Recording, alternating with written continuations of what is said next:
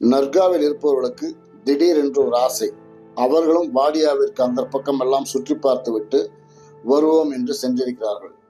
பார்த்துவிட்டு வர வேண்டியதுதானே, அங்கிருக்கும் பொருளுக்கு ஆசைப்படலாமா? ஒன்றின் மீது ஆசை கொண்டார்கள். பெல்லாரியோன் ஒரு வாடியா, அதில் ஒரு மிசோனாவிற்கு அனியன்ஸ் என்று பெயர் வைத்திருந்தார்கள். இவர்கள் ஒரு 5 வயது பிறையை கேட்டார்கள். அவர்களும் கொடுத்து விட்டார்கள்.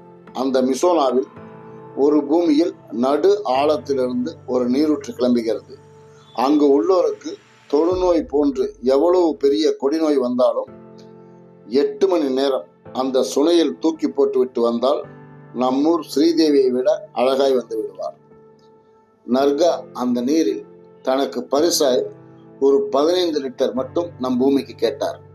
ஐயோ, இது மரபு மீறுதல் ஐயா என்று கூறினாலும் இது சாத்தியமும் இல்லை என்றனர். ஆனால் நம் பிதா கொக்கிந்தா முதலாய் கொக்கினை கேட்டு பெற்றபோது அந்த மனு செய்து கொக்கினோடு அந்த 15 லிட்டரை கலந்தார்.